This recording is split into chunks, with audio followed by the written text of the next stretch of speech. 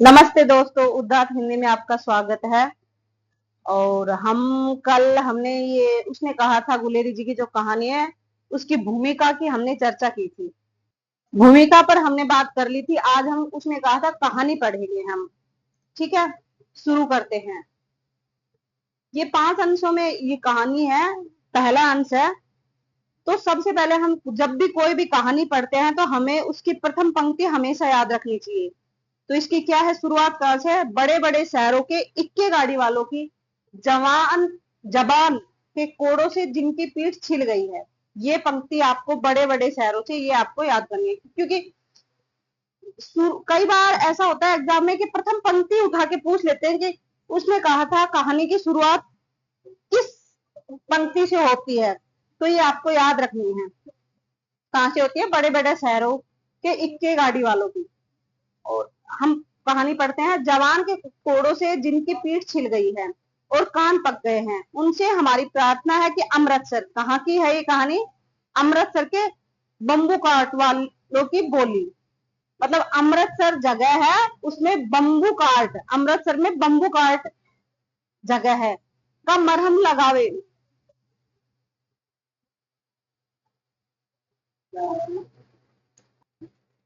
मरहम लगावे जब बड़े बड़े शहरों की चौड़ी सड़कों पर घोड़े की पीठ चाबुक से धुनते हुए इक्के वाले कभी घोड़े की नानी से अपना निकट संबंध स्थिर करते हैं, कभी राह चलते पैदलों की आंखों के न होने पर तरस खाते हैं, कभी उनके पैरों की उंगलियों के पोरों को चीत कर अपने ही को सताया हुआ बताते और संसार भर की ग्लानि, निराशा और क्षोभ के अवतार बने नाक की सीट चले जाते हैं। तब अमृतसर में उनकी बिरादरी वाले तंग चक्करदार गलियों में हर एक लट्ठी वाले के लिए ठहरकर सब्र का समुद्र उमड़ाकर बचो खालसो। देखो, यहां से आपको याद रखनी है कि जब ये इक्के वाले मतलब कि गाड़ी तांगे वाले चलते हैं तो क्या क्या क्या क्या शब्द बोलते हैं? बचो खालसो जी, हटो भाइयों जी, ठहरो भाइयों,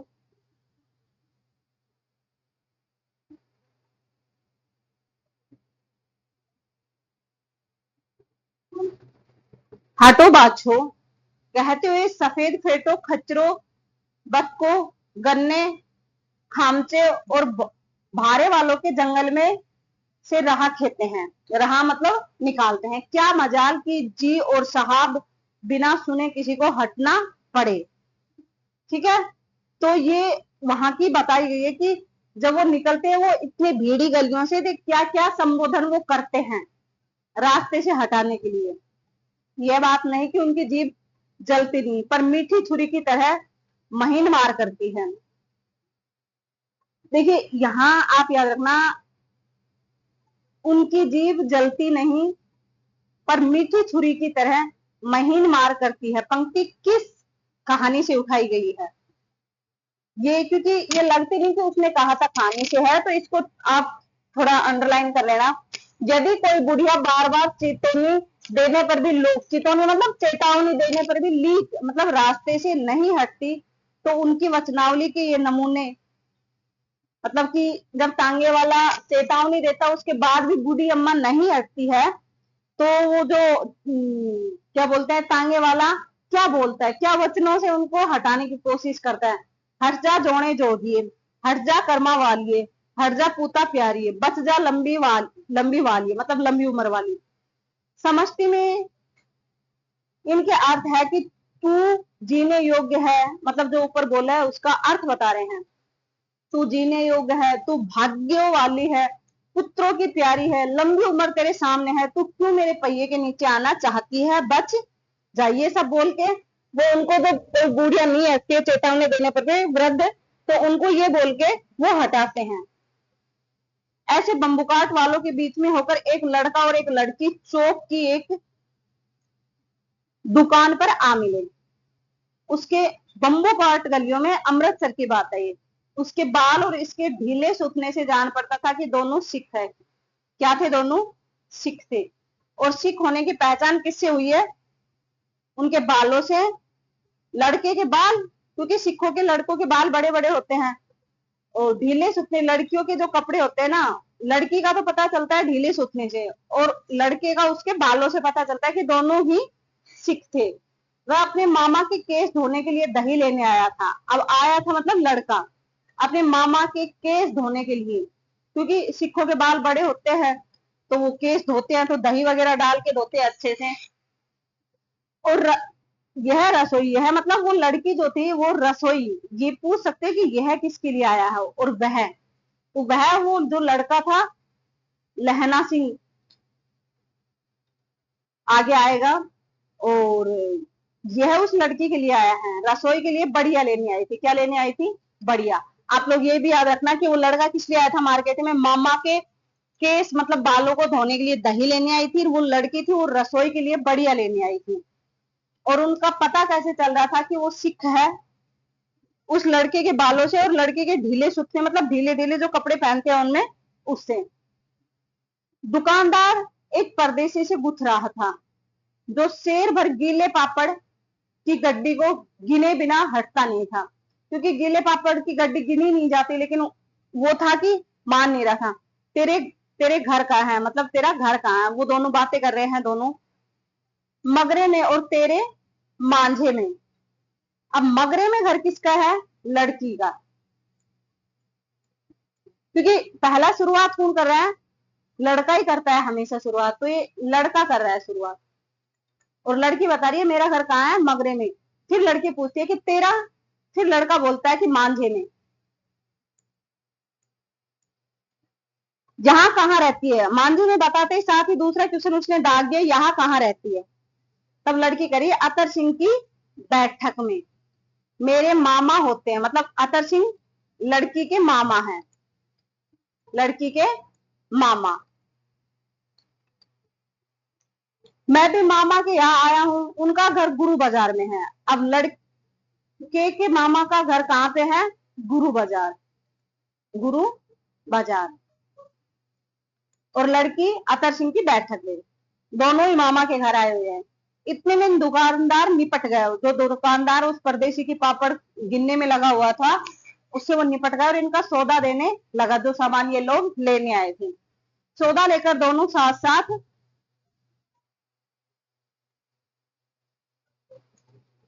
चले। दूर जाकर लड़के ने मुस्कुराकर पूछा तेरी कुड़माई हो गई। ये बहुत ही ज्यादा फेमस वर्ड है इसका, इसम का, क्योंकि कई बार तो इंटरव्यू वगैरह में भी सीधे सीधे पूछ लेते हैं कि तेरी कुड़माई हो गई का अर्थ क्या है। कुड़माई का यहाँ अर्थ है, आपको बता दे, सगाई। सगाई। इस पर लड़की कुछ आंखें चढ़ाकर धट कहकर दौड़ गई और लड़का मुंह देखता रह गया। दूसरे दिन तीसरे दिन सब्जी वाले के यहाँ दूध वाले के यहाँ अकस्मात दोनों मिल जाते थे। महीना भर यही हाल रहा। दो तीन बार लड़के ने फिर पूछा तेरी कुड़माई हो गई, और उत्तर में वही धत मिला। एक दिन जब फिर लड़के ने वैसे ही हंसी में चिढ़ाने के लिए पूछा तो लड़की लड़के की संभावना के विरुद्ध बोली हाँ हो गई। तब लड़का कहता है कब? लड़की कहती है कल। देखते नहीं ये रेशम से कड़ा हुआ सालू, मतलब जो सालू जो ओढ़ रखा था, उस लड़के ने कहा कि देखते नहीं है ये मेरा सालू है जो रेशम से कड़ा हुआ, ये सगाई में ही चढ़ा होगा, इसलिए वो करे कि सगाई। लड़की भाग गई। इतना बोल के लड़की भाग जाती है। लड़के ने घर की राह ली, मतलब लड़का ये बात होने के बाद वो अपने घर की तरफ चलता है। रास्ते में लड़के को मोरी में धकेल दिया। एक लड़के को मतलब कि वो अपनी संभावना के विपरीत जब उसको जवाब मिला तो वो मतलब कि सोचता हुआ ऐसे जा रहा था कि उसको पता ही नहीं था कि सामने क्या है क्या नहीं। तो उसके सामने एक लड़का है, उसको मोरी में धकेल दिया। एक छाबड़ी वाले की दिन भर की कमाई खोई नहीं या खाई है, खाई में। तो ध्यान रखना, एक तो लड़के को किसने मोरी में धकेल दिया, एक छाबड़ी वाले की दिन भर की कमाई को खाई में धकेल दिया, एक कुत्ते पर पत्थर मारा और एक गोभी वाले के ठेले में दूध उड़ेल दिया। सामने नहाकर आती हुई किसी वैष्णवी से टकराकर अंधे की उपाधि ली, क्योंकि उससे टकरा गया तो उसने कहा होगा कि अंधा दिखाई नहीं देता ऐसे। तब कहीं जाकर वह घर पहुंचा। ठीक है, यहां से हमारा दूसरा अंक शुरू होता है, नंबर 2। तो आप ये भी ध्यान रखना कि जो ये बंबू का आर्ट, जो अमृतसर की जो बातें हो रही है इसके बचपन की, वो प्रथम अंश में है। ठीक है, यदि आपसे ये भी पूछ सकते हैं कि जो बेल्जियम और फ्रांस के बीच की जो युद्ध की जो चीजें हो रही थी वो प्रथम अंश में है, तो प्रथम अंश में ऐसा कुछ भी नहीं है, ठीक है। दूसरे में राम राम, यह भी कोई लड़ाई। अब दूसरे अंश की शुरुआत कहां से हो रही है? लड़ाई से। दिन रात खंदकों में बैठे हड्डियां अकड़ गई। लुधियाना से 10 गुना, कहां से? लुधियाना की बात हो रही है। लुधियाना से 10 गुना जाड़ा और मेहमंस बारिश, बारिश के लिए यहां मेह आया, और बर्फ ऊपर से। पिंडलियों तक कीचड़ में, पिंडलियां मतलब कि अपने पैर के जो नीचे वाला, जो घुटने से नीचे वाला जो होता है ना, उसको पिंडलियां बोलते हैं, तक कीचड़ में धंसे हुए हैं। जमीन कहीं दिखती नहीं। घंटे 2 घंटे में कान के पर्दे फाड़ने वाले धमाके के साथ सारी खंडक हिल जाती है और 100 गज धरती उछल जाती है। इस गैबी गोले से बचे तो कोई लड़े। नगरकोट का जलजला सुना था। कहां का जलजला? नगरकोट का जलजला। यहां दिन में 25 जलजले होते हैं। जो कहीं कंदक से बाहर साफा या कोहनी निकल गई तो चट्टाक से गोली लगती है। न मालूम बेईमान मिट्टी में लेटे हुए हैं या घास की पत्तियों में छिपे रहते हैं। लहना सिंह, और 3 दिन है, 4 तो खंदक में बीत ही गए, परसों रिलीफ आ जाएगी, फिर रात 7 दिन की छुट्टी अपने हाथों झटका करेंगे। झटका मतलब कि ये नॉनवेज के लिए आया है, कि झटका मीन्स मतलब ये कुछ काट के खाएंगे, मतलब कि नॉन वेज के लिए आया, वेज के लिए नहीं है। झटका करेंगे और पेट भर खाकर सो रहेंगे। फिर फिरंगी मैम के बाग में मखमल का सा हरा घास है, फल और दूध की वर्षा कर देती है। लाख कहते हैं, दाम नहीं लेती। कौन नहीं लेती? लाख कहते हैं, मतलब कि काफी बार कहते हैं, लाखों बार कहते हैं, लेकिन फिर भी वो फल और जो दूध हमें देखी जाती है, वो जो फिरंगी मैम, वो हमसे पैसे नहीं लेती। दाम मीन्स पैसे नहीं लेती। तुम राजा हो, मेरे मुल्क को बचाने आए हो, ये कौन कहती है? फिरंगी मैम। 4 दिन तक एक पलक नहीं झेपी। बिना फेरे घोड़ा बिगड़ता है और बिना लड़े सिपाही। मुझे तो संगीन चढ़ाकर मार्च का हुक्म मिल जाए, बात में लड़ाई का हुक्म मिल जाए, फिर 7 जर्मनों को अकेला मारकर न लौटूं तो मुझे दरबार साहब की दहली, दरबार मतलब कि जो सिख जो होते हैं उनका जो वो दरबार होता है देवताओं का, उसके लिए आया है कि साहब की देहली पर मत्था टेकना नसीब न हो। पाजी कहीं के कलों के घोड़े संगीन देखते ही मुंह फाड़ देते हैं और पैर पकड़ने लगते हैं। यूं अंधेरे में 30-30 मन का गोला फेंकते। उस दिन धावा किया था, 4 मील तक एक जर्मन नहीं छोड़ा था। पीछे जर्नल हट जाने का कमान दिया, नहीं तो ये कौन बोल रहा है? लहना सिंह यहां तक बोल रहा है।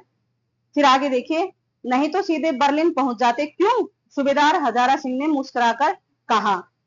ये बात किसने कही है? नहीं तो सीधे बर्लिन पहुंच जाते, वो तो जर्नल ने आपको रोक दिया, वरना तो सीधे बर्लिन पहुंच जाते। सूबेदार हजारा सिंह ने मुस्कुराकर कहा।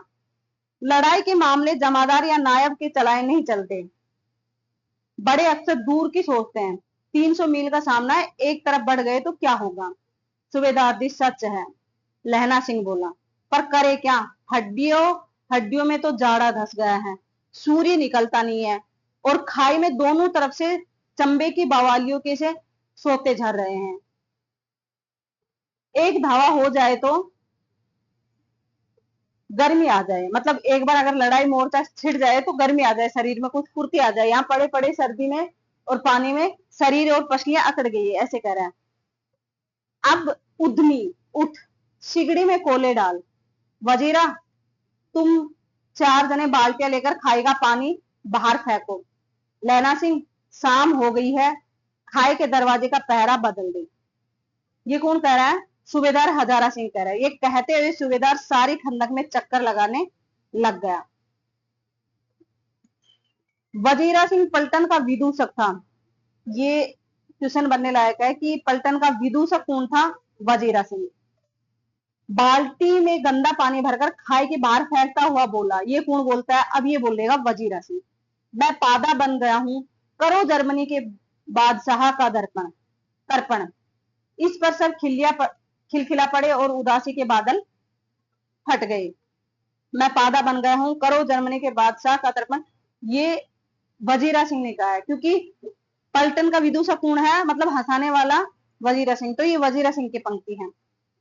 अब लहना सिंह ने दूसरी बाल्टी भरकर उसके हाथ में देकर कहा, अपनी बाड़ी के खरबूजों में पानी दो, ऐसा खाद का पानी पंजाब भर में नहीं मिलेगा। हाँ, देश क्या है, स्वर्ग है। मैं तो लड़ाई के बाद सरकार से 10 गुमा, मतलब 10 ये गुमा है, मतलब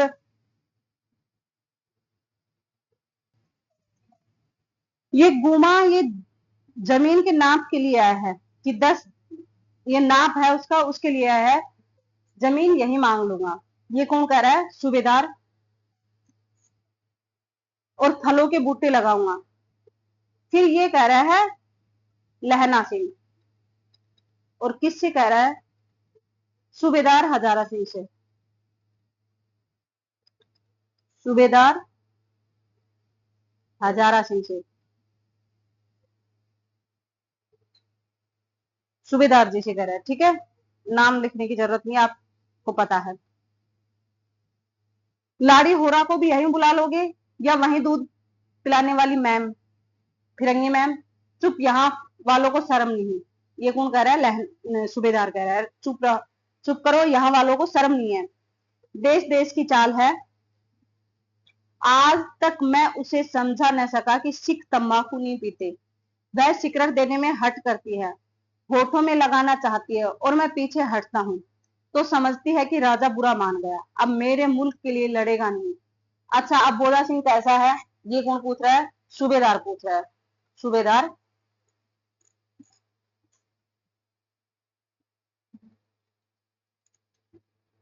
सूबेदार पूछ रहा है। अच्छा, अब बोधा सिंह जो इसका पुत्र है सूबेदार जी का, हजारा सिंह का, अब लहना सिंह कहता है अच्छा है, जैसे मैं जानता ही न हूं। अब ये सूबेदार कह रहा है, रात भर तुम अपने कम्बल उसे उड़ाते हो और आप सिगड़ी के सहारे गुजर करते हो, उसके पहरे पर आप पहरा देते हो, अपने सूखे लकड़ी के तख्तों पर उसे सुलाते हो, आप कीचड़ में पड़े रहते हो, कहीं तुम न मांदे पड़ जाना, मतलब कि बीमार न पड़ जाना। जाड़ा क्या है? मौत है। और निमोनिया से मरने वालों को मुरब्बे नहीं मिला करते, मुरब्बे नहीं मिला करते। मुरब्बे का यहाँ है शहर के पास की जमीन, शहर के पास वर्ग भूमि, वर्ग भूमि की, जो लड़ाई में ना मर के निमोनिया से जो मरता है, सर्दी से जो मरता है, उसको शहर के पास की कोई वर्ग भूमि नहीं मिलती है, मतलब मुरब्बे नहीं मिलते हैं। मेरा डर मत करो, मैं तो बुलेल की खड्ड के किनारे मरूंगा, भाई कीरत सिंह की गोद में। अब ये कीरत, भाई कीरत कौन है? लहना सिंह का भाई है। ये कह रहा है कि आप मेरी फिक्र मत करिए, मैं नहीं मरूंगा, मैं तो कहां मरूंगा? बुलेल के खड्ड के किनारे मरूंगा। भाई कीरत सिंह की गोद में मेरा सिर होगा और मेरे हाथ के लगाए हुए आंगन के आम के पेड़ों की छाया होगी। यहाँ पे कुछ पंक्तियां छूट गई है। हुण लाना चटका कदुए, इससे पहले कुछ पंक्ति छूट गई है कि वजीरा सिंह ने त्योरी चढ़ाकर कहा। यहाँ पे लिख देती हूँ, वजीरा सिंह ने त्योरी चढ़ाकर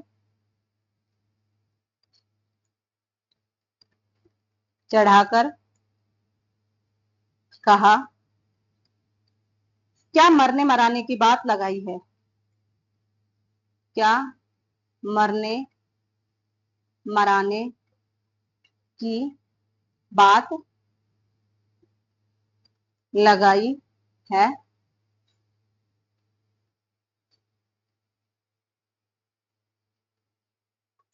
मरे जर्मनी और तुर्क, मरे जर्मनी और तुर्क, तुर्क। हाँ भाइयों कैसे? फिर इससे आगे है, हाँ भाइयों कैसे। ठीक है, ये है।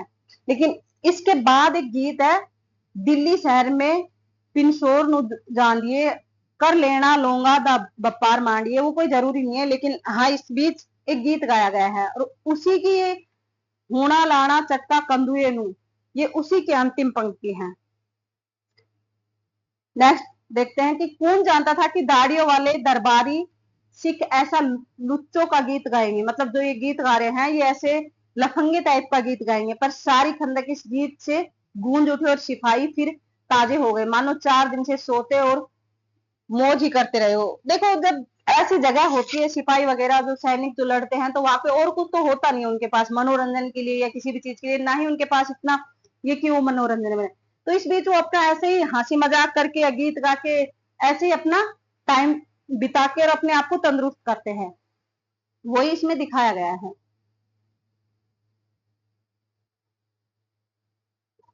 यहाँ से तीसरा अंश हमारा शुरू होता है।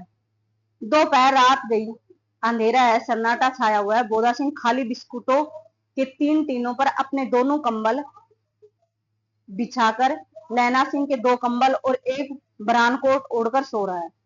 कौन सो रहा है? बोधा। लहना सिंह पहरे पर खड़ा हुआ है।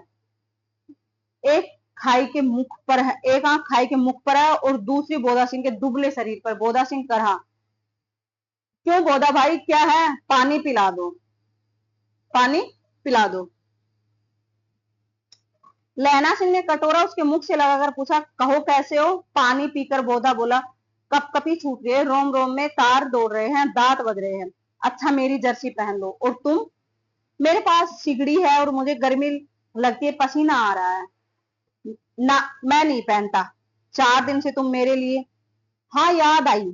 अब ये सोच रहा है कि ऐसे तो ये जर्सी लेगा नहीं बोधा सिंह, तो कह रहा है लहना सिंह कि हाँ याद आई, मेरे पास दूसरी गर्म जर्सी है, आज सवेरे ही आई है, विलायत से मैम बुन बुन कर भेज रही है। गुरु उनका भला करे, यो कहकर, गुरु मतलब कि गुरु साहिब, वो सिख है ना, गुरु साहिब के लिए बोल रहे हैं, गुरु साहिब के लिए बोल रहे हैं कि गुरु उनका भला करे। यूं कहकर लहना अपना कोट उतारकर जर्सी उतारने लगा। सच कहते हो और झूठ, और नहीं झूठ, यूं कहकर नारी ना ही करते बोधा को उसने जबरदस्ती जर्सी पहना दी और आप खाकी कोट और जीन का कुर्ता भर पहनकर पहरे पर आ खड़ा हुआ। मैम की जर्सी की कथा केवल कथा थी, मतलब सच में उन्होंने कोई ऐसी जर्सी नहीं बेची थी। आधा घंटा बीता, इतने में खाई के मुंह से आवाज आई, सूबेदार हजारा सिंह। कौन? लप्टन साहब। हुकुम हुजूर, कहकर सूबेदार तनकर फौजी सलाम करके सामने हुआ।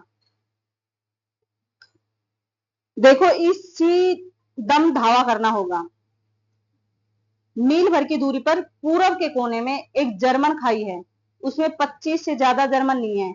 इन पेड़ों के नीचे नीचे 2 खेत काट कर रास्ता है, 3-4 घुमाव है, जहां मोड़ है वहां 15 जवान खड़े कर आया हूं। तुम यहां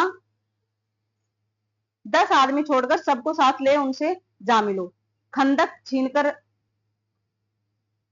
वहीं, जब तक दूसरा हुक्म न मिले डटे रहो, हम यहां रहेंगे, जो हुक्म। चुपचाप सब तैयार हो गए। बोधा भी कंबल उतारकर चलने लगा। तब लहना सिंह ने उसे रोका। लहना सिंह आगे हुआ तो बोधा के बाप सूबेदार ने उंगली से बोधा की ओर इशारा किया। लहना सिंह समझदार चुप हो गया। पीछे 10 आदमी कून रहे। इस पर बड़ी हुज्जत हुई, कोई रहना न चाहता था। समझा बुझाकर सूबेदार ने मार्च किया। लेफ्टिनेंट साहब लहना की सिगड़ी के पास मुंह फेर कर खड़े हो गए और जेब से सिगरेट निकालकर सुलगाने लगे। तो यहाँ पे देखिए लहना की सिगड़ी, तो सिगड़ी कौन जलाता था? जो पीछे कहा था ना कि सिगड़ी जलाइए, तो सिगड़ी जलाने के लिए लहना सिंह को कहा था और जेब से सिगरेट निकालकर सुलगाने लगे। 10 मिनट बाद उन्होंने लहना की ओर हाथ बढ़ाकर कहा, लो तुम भी पियो। कितने मिनट बाद? 10 मिनट बाद। आंख मारते मारते लहना सिंह सब समझ गया, मतलब कि क्योंकि सिगरेट नहीं पीते, जब उसने लप्टन साहब ने उसको सिगरेट दी कि लीजिए आप भी सिगरेट पीजिए, तो वो समझ गया कि कुछ तो गड़बड़ है। मुख का भाव छिपाकर बोला, लाओ साहब। हाथ आगे करते ही उसने सिगड़ी के उजाले में साहब का मुंह देखा। तो सबसे पहले उसको एहसास हुआ था कि जब उसको सिगरेट दी थी तब उसको समझ आया था, लेकिन उसको कंफर्म कब हुआ था? जब सिगरेट लेने के लिए वो सिगड़ी के उजाले में साहब का मुंह देखता है, बाल देखे, तब उसका माथा ठनका। लप्टन साहब के पट्टियों वाले बाल एक दिन में ही कहां उड़ गए और उनकी जगह कैदियों से कटे बाल कहां से आ गए। शायद साहब शराब पिए हुए हैं और उन्हें बाल कटवाने का मौका मिल गया है। लहना सिंह ने जांचना चाहा। लेफ्टिनेंट साहब 5 वर्ष से उसकी रेजिमेंट में थे, तो लेफ्टिनेंट साहब कितने सालों से लहना सिंह वगैरह की रेजिमेंट में थे? 5 साल से। कितने साल से? 5 वर्षों से। क्यों साहब, हम लोग हिंदुस्तान कब जाएंगे? अब वो सोच रहे कि इसको बातों बातों में टाइम भी निकाल दे और उसका और भी कुछ जानकारी जुटा ले, इसलिए वो बातें करता है उससे, लेफ्टिनेंट साहब से। क्यों साहब, हम लोग हिंदुस्तान कब जाएंगे? अब देखो, हमने जब भूमिका पढ़ी थी तो वहां से आपको बताया था कि लेफ्टिनेंट साहब के रूप में आया है, तो वो प्रतीकात्मक रूप से क्या था मैंने बताया था वहां पे। आप पीछे की क्लास आप जरूर देखना, वहां से आपको काफी चीजें समझ आएगी। लड़ाई खत्म होने पर क्यों, क्या यह देश पसंद नहीं? नहीं साहब, शिकार के वे मजे यहाँ कहाँ।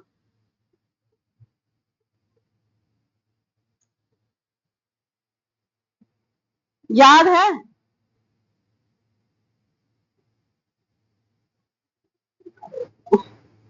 पार साल।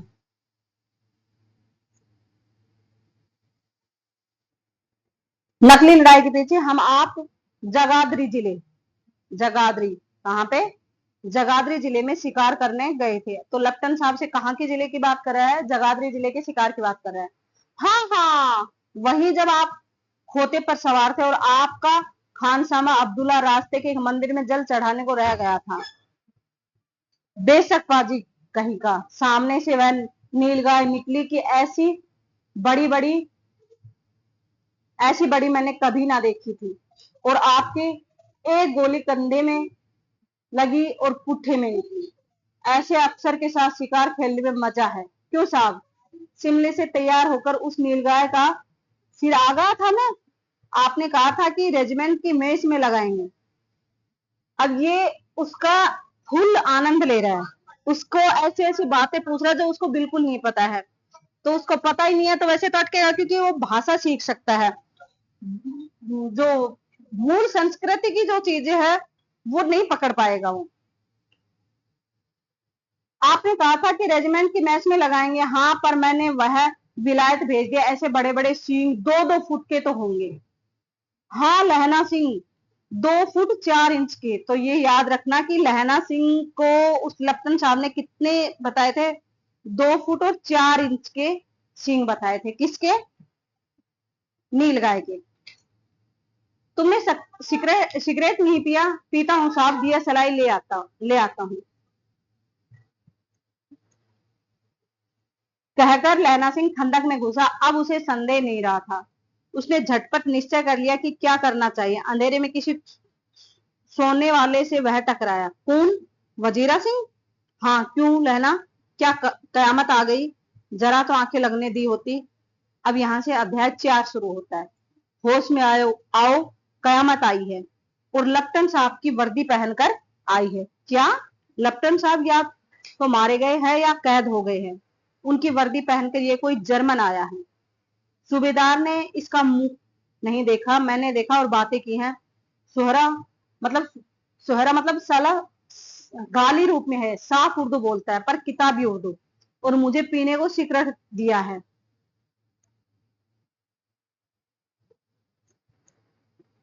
तो अब मारे गए, धोखा है। सूबेदार कीचड़ में चक्कर काटते फिरेंगे और यहाँ खाई पर धावा होगा। उठो, एक काम करो, लपटन के पैरों के निशान देखते देखते दौड़ जाओ, अभी बहुत दूर न गए होंगे। सूबेदार से कहो एकदम लौट आए। खंदक की बात झूठ है, चले जाओ। खंदक के पीछे से निकल जाओ, पत्ता तक न खड़के। देर मत करो। हुक्म तो यह है कि कहीं। वजीरा सिंह कहता है। तब लहना कहता है, ऐसी तैसी हुक्म की? मेरा हुक्म? जमादार लहना सिंह जो इस वक्त यहाँ सबसे बड़ा अफसर है, उसका हुक्म है। मैं लेफ्टिनेंट साहब की खबर लेता हूँ। पर यहाँ तो तुम 8 ही हो। अब कितने बचे हुए हैं पीछे? 8? 8 नहीं, 10 लाख। एक एक अकालिया सिख 1.25 लाख के बराबर होता है। ये किसने कहा है? लहना सिंह ने। चले जाओ, लौटकर खाए के मुहाने पर लहना सिंह दीवार से चिपक गए। उसने देखा कि लप्टन साहब ने जेब से बेल के बराबर 3 गोले निकाले। तीनों को कितने गोले निकाले थे? 3 गोले। तीनों को जगह जगह खंदक की दीवारें में घुसेड़ दिया और तीनों में से तार सा बांध दिया तार के आगे सूत की एक गुत्थी थी जिसे सिगड़ी के पास रखा। बाहर की तरफ जाकर एक दिया सलाई जलाकर गुत्थी पर रखने बिजली के दोनों हाथों से उल्टी बंदूक को उठाकर लहना सिंह ने साहब की कोहनी पर तान कर दे मारा। जैसे ही वो रखने लगा तो उसने लहना सिंह ने उसकी कोहनी पर बंदूक से दे मारा। धमाके के साथ साहब के हाथ से दिया सलाई गिर पड़ी। लहना सिंह ने एक कुंदा साहब की गर्दन पर मारा और साहब आंख मीन गोट कहते हुए चित हो ओ माई गॉड आंख आंख माई गॉड कहते हुए लहना सिंह ने तीनों गोले बीन कर मतलब इकट्ठे करके खंदक के बाहर फेंक दिए। बीन कर मतलब उनको ढूंढ के इकट्ठा कर दिए और साहब को घसीट कर सिगड़ी के पास लेटाया। जेबों की तलाशी ली। 3-4 लिफाफे और एक डायरी निकालकर उन्हें अपनी जेब के हवाले किया। साहब की मूर्छा हटी। लहना सिंह हंसकर बोला, क्यों लेफ्टिनेंट साहब, मिजाज कैसा है? आज मैंने बहुत बातें सीखी। यह सीखा कि सिख सिगरेट पीते हैं। यह सीखा कि जगाधरी के जिले में नीलगाय होती है और उनके 2 फुट 4 इंच के सींग होते हैं। यह सीखा कि मुसलमान खानसामा मूर्तियों पर जल चढ़ाते हैं। अब ये सभी चीजें आपको याद रखनी। सिख सिगरेट पीते हैं और जगाधरी के जिले में नीलगाय और नीलगाय के 2 फुट 4 इंच के सींग और मुसलमान खानसामा मूर्तियों पर जल चढ़ाते हैं। तो ये कौन सी बात उसने नहीं या है तो पूछ सकता है। लेफ्टिनेंट साहब खोते पर चढ़ते हैं और ये खोता मीन्स गधा। खोता मीन्स गधा। पर यह तो कहो ऐसी साफ उर्दू कहां से सीखाए? हमारे लेफ्टिनेंट साहब तो बिना दे मतलब कि बिना लाग लपेट के 5 लफ्ज भी नहीं बोला करते थे। लहना ने पतलून की जेबों की तलाशी नहीं ली थी। साहब ने मानो जाड़े से बचने के लिए दोनों हाथ जेबों में डाले। लहना सिंह कहता गया, चालाक तो बड़े हो पर मांझे का। कहाँ का? मांझे का। लहना इतने बरस लेफ्टिनेंट साहब के साथ रहा है, उसे चकमा देने के लिए 4 आंखें चाहिए। 3 महीने हुए। एक तुर्की मौलवी मेरे गांव आया था। औरतों को बच्चे होने के ताबीज बांटता था और बच्चों को दवा देता था। चौधरी के बड़ के नीचे मंजा बिछाकर। अब ये कहाँ तुर्क कहाँ का मौलवी था? वो तुर्क का तुर्की मौलवी आया था उनके गांव में। किसके? लहना सिंह के गांव में। और क्या करता था वो? औरतों को बच्चे होने के ताबीज बांटता था और बच्चों को दवाई देता था। ये काम करता था। चौधरी के बड़ के नीचे मांझा बिछाकर हुक्का पीता रहता और कहता था कि जर्मनी वाले बड़े पंडित हैं। वेद पढ़ पढ़कर उसमें से विमान चलाने की विद्या जान गए। गौ को नहीं मारते। हिंदुस्तान में आ जाएंगे तो गौ हत्या बंद कर देंगे। मंडी के बनियों को बहकाता कि डाक खाने से रुपया निकाल लो, सरकार का राज जाने वाला है। डाक बाबू पोलूराम भी डर गया। डाक बाबू कौन है? उनके गांव का पोलूराम।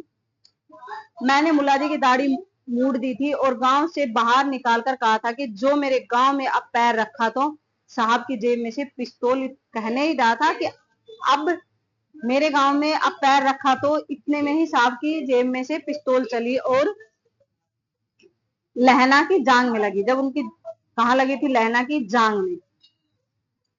इधर लहना की हेनरी मार्टिन की 2 फायर है। लहना सिंह के पास कौन सी थी? हेनरी मार्टिन के 2 फायरों के ने साहब की कपाल क्रिया कर दी। धड़ाका सुनकर सब दौड़ आए। बोधा चिल्लाया, क्या है? लहना सिंह ने उसे यह कहकर सुला दिया कि एक हड़का हुआ कुत्ता आया था, मार दिया और औरों से सब हाल कह दिया। सब बंदूकें लेकर तैयार हो गए। लहना ने साफा फाड़कर घाव के दोनों तरफ पट्टियां कसकर बांध दी। घाव मांस में ही था। पट्टियों के कसने से लहू निकलना बंद हो गया। इतने में 77 जर्मन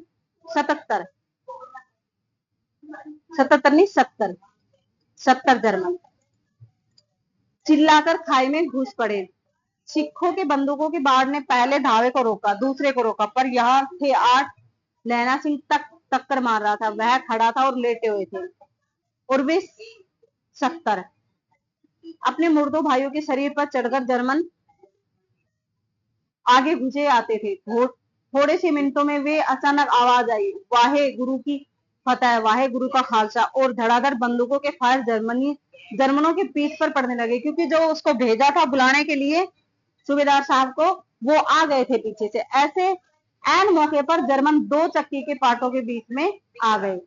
पीछे से सूबेदार हजारा सिंह के जवान आग बरसाते थे और सामने लहना सिंह के साथियों के संगीन चल रहे थे।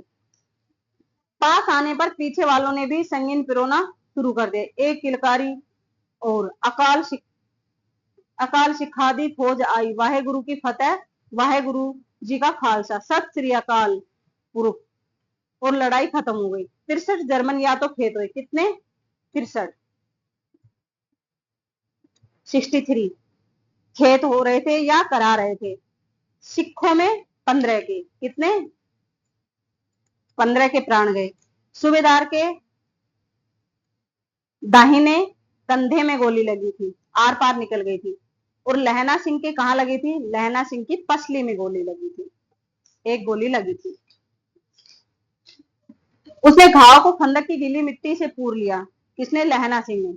और बाकी का साफा कसकर कमरबंद की तरफ लपेट लिया। किसी को खबर न हुई कि लहना सिंह को दूसरा घाव भारी घाव था, क्योंकि ये दूसरा घाव था जो पसली में लगा था। और पहला घाव कहा था? जांग में। जब उसने बंदूक अपनी जेब के अंदर से चलाई थी लप्टन साहब ने, तब पहला घाव तो कहां? जांग में लगा था, लेकिन दूसरा पसली में लगा था। किसी को नहीं पता था कि, खबर नहीं थी कि लहना सिंह को दूसरा घाव भारी घाव लगा हुआ है। लड़ाई के समय चांद निकल आया था, ऐसा चांद जिसके प्रकाश से संस्कृत कवियों का दिया हुआ छई नाम सार्थक होता है। और हवा ऐसी चल रही थी जैसे बाणभट्ट की भाषा में दंत वीणोपदेश कार्य कहलाती। ये पंक्ति आप अंडरलाइन कर लीजिए।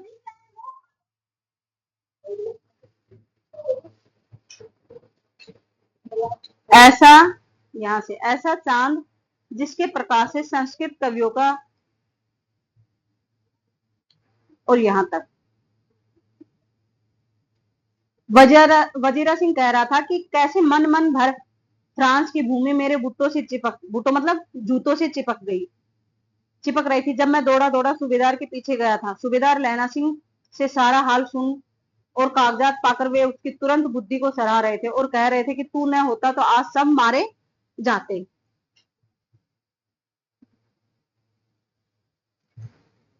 इस लड़ाई की आवाज 3 मील दाहिनी ओर की खाई वालों ने सुन ली थी। उन्होंने पीछे टेलीफोन कर दिया था। वहां से झटपट 2 डॉक्टर और 2 बीमार ढोने की गाड़ियां चली, जो कोई 1.5 घंटे के अंदर आ पहुंची। फील्ड अस्पताल नजदीक था, सुबह होते होते वहां पहुंच जाएगी, इसलिए मामूली पट्टी बांधकर एक गाड़ी में घायल लिटाए गए और दूसरी में लाशें रखी गई। सूबेदार ने लहना सिंह की जांग में पट्टी बंधवानी चाहिए, पर उसने यह कहकर टाल दिया कि थोड़ा घाव है, सवेरे देखा जाएगा। बोधा सिंह ज्वर में बर्रा रहा था, वह गाड़ी में लिटाया। लहना को छोड़कर सूबेदार जाते नहीं थे। यह देख लहना ने कहा, तुम्हें बोधा की कसम और सूबेदारनी जी की सौगंध है, जो इस गाड़ी में न चले जाओ।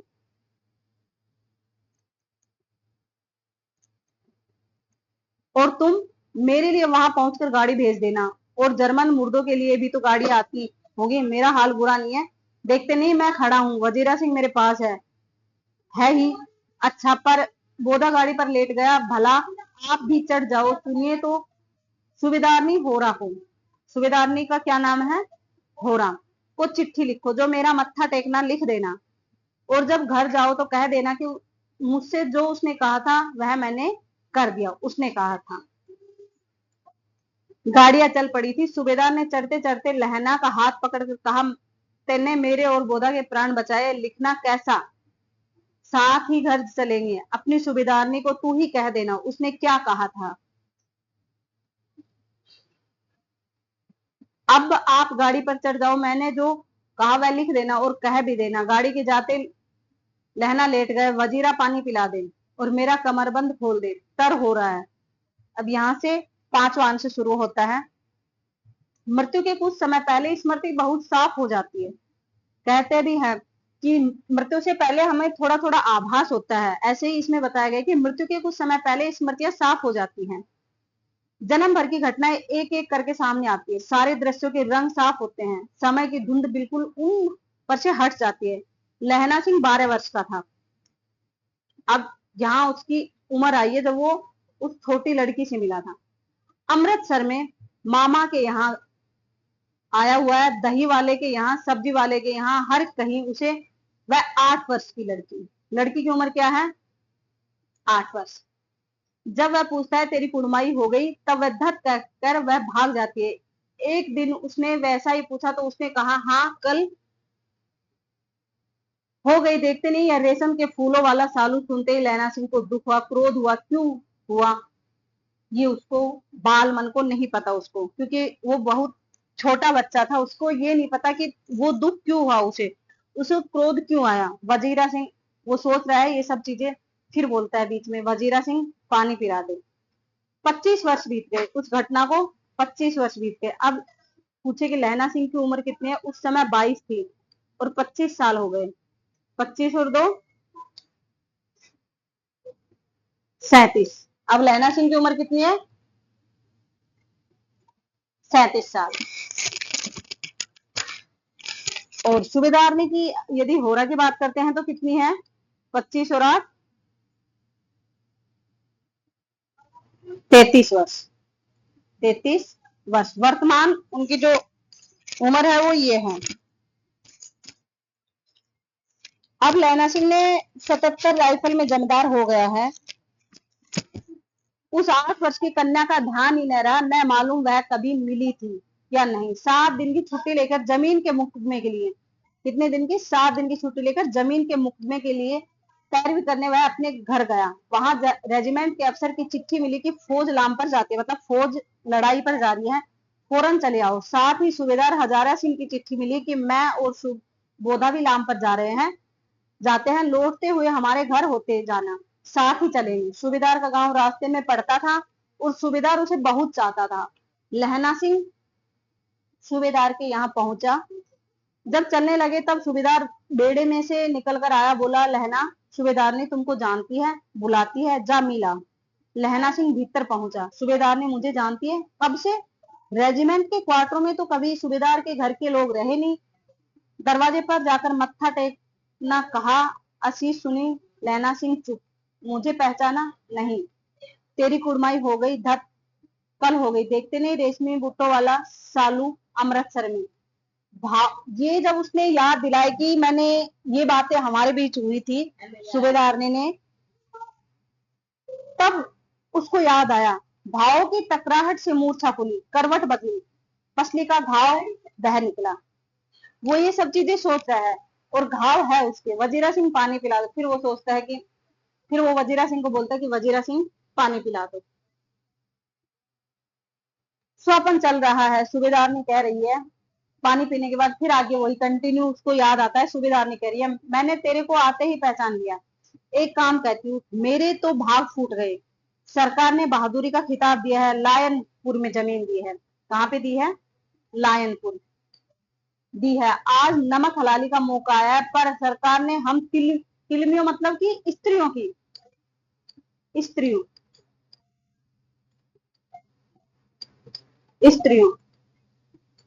स्त्रियों के घंगरिया मतलब कि पलटन क्यों न बना दी, जो मैं भी सूबेदार जी के साथ चली जाती। एक बेटा है फौज में भर्ती हुए, उसे 1 बरस हो गया। कितने साल हो गए बोधा को? उनके बेटे को 1 बरस। एक ही बेटा है, उसके पीछे 4 हुए। कितने हुए थे? 4 हुए, पर एक भी नहीं जिया। सूबेदार नहीं रोने लगी। अब दोनों जाते हैं। मेरे भाग भाग तुम्हें याद है एक दिन तांगे वाले का घोड़ा दही वाले की दुकान के पास बिगड़ गया था? तुमने उस दिन मेरे प्राण बचाए थे। आप घोड़े की लातों में चले गए थे और मुझे उठाकर दुकान के तख्त पर खड़ा कर दिया था। ऐसे ही इन दोनों को बचाना, यह है मेरी भिक्षा है, तुम्हारे आगे आंचल पसारती हूँ। रोते रोते सूबेदार ने ओबरी में चली गई, अंदर चली गई। लहना भी आंसू पूछता हुआ बाहर आया। वजीरा सिंह पानी पिला, उसने कहा था।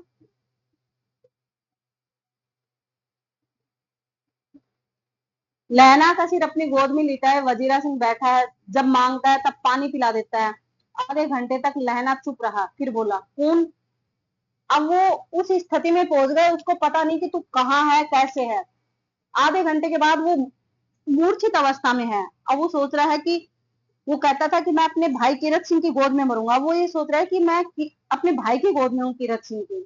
फिर बोला आधे घंटे के बाद, कौन? कीरत सिंह। वजीरा ने कुछ समझ कर कहा। वजीरा ने समझ कर वही कहा कि ये ऐसे बोलते थे, इसके समय नजदीक है। बोला हाँ भैया मुझे और ऊंचा कर ले, अपने पट्टे पर मेरा सिर रख ले। वजीरा ने वैसा ही किया। हाँ अब ठीक है, पानी पिला दे। बस अब, बस अब के हाड़ में, मतलब अब की सर्दियों में ये आम खूब फलेगा। चचा भतीजा दोनों यहीं बैठकर आम खाना। जितना बड़ा तेरा भतीजा है उतना ही ये आम है, क्योंकि अपने बेटे के जन्म के ऊपर इन्होंने, लैला सिंह ने ये पेड़ लगाया था आम का। तब उसके भाई अपने भाई को कह रहा है कीरत सिंह को, जितना बड़ा तेरा भतीजा है उतना ही ये आम का पेड़ है। जिस महीने उसका जन्म हुआ था उसी महीने मैंने इसे लगाया था। वजीरा सिंह के आंसू टप टप टपक रहे थे।